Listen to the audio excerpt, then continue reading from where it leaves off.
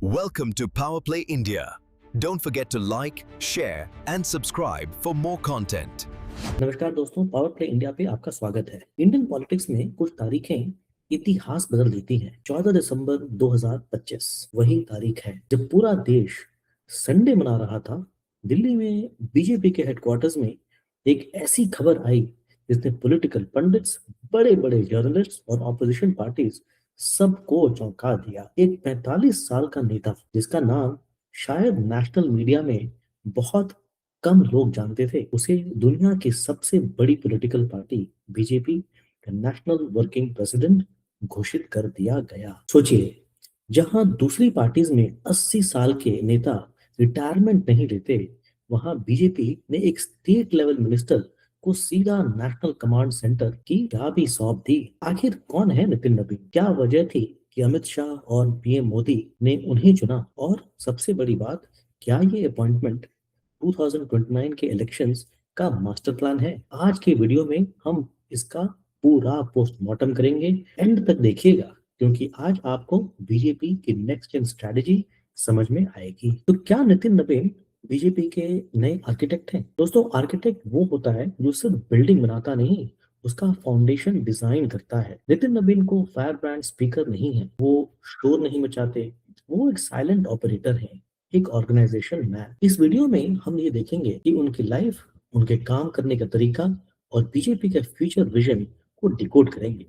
अगर आप पॉलिटिक्स में इंटरेस्ट रखते हैं तो ये वीडियो अंत तक देखिए। सबसे पहले बेसिक्स की बात करते हैं। 14 दिसंबर 2025 को बीजेपी पार्लियामेंट्री बोर्ड ने नितिन नबीन को नेशनल वर्किंग प्रेसिडेंट अपॉइंट किया। अब आप सोचेंगे कि वर्किंग प्रेसिडेंट क्या होता है। देखिए, बीजेपी में जब भी कोई बड़ा ट्रांजिशन होता है वो स्मूथ होना चाहिए। याद रखिए, 2019 में जब अमित शाह होम मिनिस्टर बन गए थे, तब जेपी नड्डा जी को पहले वर्किंग प्रेसिडेंट बनाया गया था। ये एक तरह का ट्रेनिंग पीरियड या हैंडओवर पीरियड होता है। प्लान ये है कि जनवरी 2026 में उन्हें full time national president elect कर लिया जाएगा। लेकिन इस खबर की गहराई को समझिए। नितिन नबीन सिर्फ 45 वर्ष के हैं। बिहार सरकार में वो रोड कंस्ट्रक्शन मिनिस्टर थे। एक स्टेट मिनिस्टर को सीधा नेशनल प्रेसिडेंट बनाना, ये बीजेपी के कल्चर में एक डिसरप्शन है। ये डिसीजन बताता है कि बीजेपी पुराने धर्रे तक पर नहीं चल रही। ये एक जनरेशनल शिफ्ट है। पुरानी पीढ़ी से नई पीढ़ी के हाथ में टॉर्च पास की जा रही है। लेकिन सवाल ये है कि ये है कौन? क्या ये कोई रैंडम सिलेक्शन है? बिल्कुल नहीं। पॉलिटिक्स में कहा जाता है रूट्स मैटर करती हैं। नितिन नबीन की रगों में पॉलिटिक्स और आइडियोलॉजी बहती है। उनका जन्म 1980 में हुआ। कोइंसिडेंटली यही वो साल है जब बीजेपी की स्थापना हुई थी। उनके पिता नवीन किशोर प्रसाद सिन्हा पटना में बीजेपी की आर्किटेक्ट माने जाते थे। 90s के दशक में जब बिहार में लालू प्रसाद यादव का सोशल जस्टिस मूवमेंट पीक पर था, तब पटना को बीजेपी का किला बनाने वाले उनके पिता ही थे। 2006 में उनके पिता की सडन डेथ हो गई। एक बड़ा वैक्यूम क्रिएट हो गया। उस वक्त नितिन सिर्फ 26 साल के थे। पार्टी ने उन्हें बुलाया और वो चुनाव मैदान में उतरे। लोगों ने कहा सिंपैथी वेव है, लेकिन उन्होंने उस लेगेसी को सिर्फ संभाला नहीं बल्कि एक्सपैंड किया। अब यहाँ एक बहुत इंटरेस्टिंग कास्ट अरिथमेटिक समझिए। नितिन नबीन कायस्थ कम्युनिटी से आते हैं। बिहार की पॉलिटिक्स में कास्ट एक रियलिटी है। कायस्थ कम्युनिटी न्यूमेरिकल स्ट्रेंथ में कम हो सकती है, लेकिन वो ओपिनियन मेकर्स होते हैं। Doctors, lawyers, bureaucrats. सबसे बड़ी बात, बिहार में भूमिहार वर्सेस यादव या राजपूत वर्सेस अदर्स की लड़ाई चलती है, लेकिन कायस्थ को एक न्यूट्रल आर्बिटर माना जाता है। ये एक ऐसी कास्ट है जो सबको स्वीकार है। बीजेपी ने एक सोशल इंजीनियरिंग की है। उन्होंने एक ऐसा चेहरा चुना है जो अपर कास्ट भी है, अर्बन भी है, लेकिन किसी दूसरी कास्ट को ऑफेंड नहीं करता। वो अर्बन मिडिल क्लास को एकदम परफेक्टली कनेक्ट करते हैं। अब आपके दिमाग में ये सवाल आ रहा होगा कि क्या ये सिर्फ बैकरूम बॉय है, क्या इन्हें इलेक्शन जीतना आता है? दोस्तों, यहाँ नितिन नबीन का ग्राफ एक्सपोनेंशियल है। वो कोई नॉमिनेटेड मेंबर नहीं है, वो एक 5 टाइम अनडिफीटेड एमएलए है। मैं आपको एक कहानी सुनाता हूँ।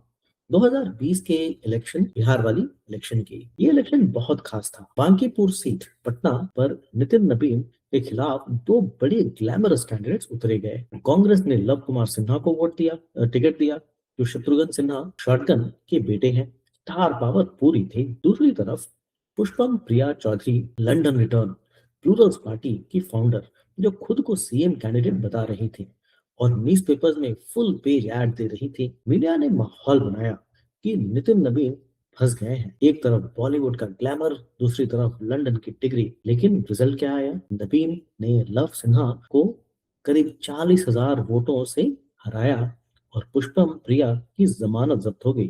उन्हें सिर्फ 5,000 वोट मिले। इससे क्या साबित होता है? इससे ये साबित होता है कि इंडियन वोटर अब पैराशूट कैंडिडेट्स को पसंद नहीं करते। नितिन नवीन जी अपनी एक्सेसिबिलिटी की वजह से वो इंस्टाग्राम पर नहीं, सड़क पर मिलते हैं। और अभी हाल ही में 2025 इलेक्शंस में उन्होंने आरजेडी को 51,000 वोट से हराकर अपना ही रिकॉर्ड तोड़ दिया।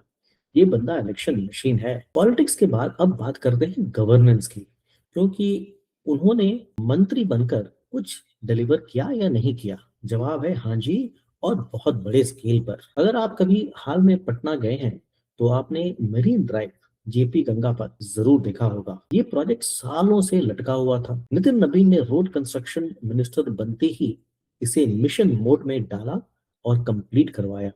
आज ये पटना की लाइफलाइन है। उन्होंने अटल पाथ बनवाया जिसने सिटी का ट्रैफिक खत्म कर दिया। लेकिन मुझे जो चीज सबसे ज्यादा इंप्रेस करती है वो है उनका टेक्नोलॉजी का यूज। आपको याद होगा बिहार में ब्रिज गिरने की घटनाएं हुई थी। ऑपोजिशन ने हंगामा किया, लेकिन नितिन नवीन ने डिफेंसिव होने के बजाय सोल्यूशन निकाला। उन्होंने ब्रिज मेंटेनेंस पॉलिसी बनाई। उन्होंने आईआईटी दिल्ली से साथ मिलकर एआई यानी आर्टिफिशियल इंटेलिजेंस और ड्रोन्स का यूज शुरू किए और ब्रिजेस की हेल्थ मॉनिटर करना शुरू कर दिया। वो बिहार के पहले मंत्री थे जिन्होंने ब्रिज हेल्थ इंडेक्स बनाया। ये दिखाता है कि वे पुराने जमाने के नेता नहीं हैं, वो मॉडर्न टेक्नोलॉजी समझते हैं, वो प्रॉब्लम सॉल्वर हैं। ये टेक्नोक्रेटिक अप्रोच मोदी जी को पसंद आती है। अब तक हमने देखा बिहार का नेता, लेकिन नेशनल प्रेसिडेंट बनने के लिए आपको स्टेट से बाहर निकलना पड़ता है। नितिन नवीन का रियल टेस्ट हुआ 2023 छत्तीसगढ़ इलेक्शन में। दोस्तों ये कहानी बहुत इंटरेस्टिंग है। 2023 में छत्तीसगढ़ में कांग्रेस की सरकार थी, भूपेश बघेल सीएम थे। सारे सर्वेस कह रही थी कि कांग्रेस वापस आएगी। बीजेपी का मोरल डाउन था। अमित शाह ने नितिन नवीन को वहां का को इंचार्ज प्रभारी बनाया। नितिन नवीन ने वहां कोई बड़ा भाषण नहीं दिया।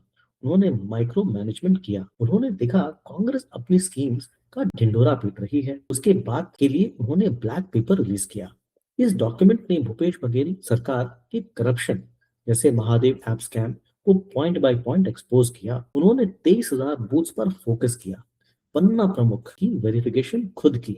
और रिजल्ट क्या हुआ? बीजेपी ने एक हारी हुई बाजी पलट दी और प्रचंड बहुमत से सरकार बनाई। होम मिनिस्टर अमित शाह ने पब्लिकली उनके ऑर्गेनाइजेशनल स्ट्रेंथ, रिगर, संगठन कौशल की तारीफ की। यही वो मोमेंट था जब दिल्ली में ये डिसाइड हो गया था कि ये लड़का बड़ी रेस का घोड़ा है। अब आते हैं सबसे इंपॉर्टेंट एनालिसिस पर। बीजेपी ने यह फैसला क्यों किया? इसके पीछे की ग्रैंड स्ट्रेटजी क्या है? इसके दो बड़े रीजंस हैं, ध्यान से सुनिए। पहला रीजन, ऑपोजिशन को देखिए। मल्लिकार्जुन खड़गे कांग्रेस के 83 years, Sharad Pawar 85 years, Mamata Banerjee 70 years. BJP ने इनके सामने खड़ा किया है 45 इयर्स के नितिन नवीन को। भारत की एवरेज एज क्या है? 28 साल। बीजेपी यूथ को सिग्नल दे रही है कि हमारी पार्टी में मेरिट चलती है और हम फ्यूचर रेडी हैं। ऑपोजिशन के बुजुर्गों की सरकार बन गई है, जबकि बीजेपी युवा शक्ति है। दूसरी बात, बीजेपी नॉर्थ और वेस्ट इंडिया यानी गुजरात, यूपी, एमपी में सैचुरेट हो चुकी है। जितनी सीट्स मिलनी थी मिल गई हैं। अगर बीजेपी को ग्रो करना है तो ग्रोथ आएगी ईस्ट से। बंगाल, बिहार, उड़ीसा। बिहार से प्रेसिडेंट बनाकर बीजेपी ने क्लियर कर दिया है कि उनका फोकस अब ईस्ट इंडिया पर है। नीतीश कुमार के बाद बिहार में बीजेपी को नंबर 1 पार्टी बनाने का टास्क अब नितिन नवीन के कंधों पर है। तो दोस्तों कंक्लूजन क्या है? नितिन नवीन का अपॉइंटमेंट बीजेपी का एक कैलकुलेटेड रिस्क और मास्टर स्ट्रोक दोनों है। वो योगी आदित्यनाथ जी की तरफ एग्रेसिव शैली का नेता नहीं है। वो शिवराज सिंह चौहान की तरह मास लीडर नहीं है। वो एक ऑर्गेनाइजेशनल आर्किटेक्ट है। वो इलेक्शन मैनेजमेंट जानते हैं, एडमिनिस्ट्रेशन जानते हैं, एआई, ड्रोन्स और हिंदुत्व आइडियोलॉजी पर कॉम्प्रोमाइज नहीं करते। उनका इम्तिहान शुरू होगा 2026 में, जब वेस्ट बंगाल, तमिलनाडु और केरल में इलेक्शंस होंगे। और उनका असली टारगेट है 2029 का जनरल इलेक्शन। बीजेपी अपनी मशीन की ऑयलिंग कर रही है और स्टीयरिंग व्हील में एक यंग, एनर्जेटिक और डिसिप्लिन नेता के हाथ में है। मुझे लगता है ये बीजेपी का एक बोल्ड एक्सपेरिमेंट है जो इंडियन पॉलिटिक्स को अगले 10 साल के लिए डिफाइन करेगा। आपको क्या लगता है? क्या नितिन नवीन जेपी नड्डा से बेहतर प्रेसिडेंट साबित होंगे? ये 45 की उम्र में ये जिम्मेदारी बहुत बड़ी है। कमेंट बॉक्स में लिखें और हमें जरूर बताइए। इसके साथ ही पावर प्ले इंडिया का ये वीडियो खत्म होता है। पावर प्ले इंडिया देखने के लिए बहुत बहुत धन्यवाद। ऐसे ही हमें देखते रहिए और प्लीज इस वीडियो को लाइक, शेयर और सब्सक्राइब अवश्य करें। Thank you. Welcome to Power Play India. Don't forget to like, share, and subscribe for more content.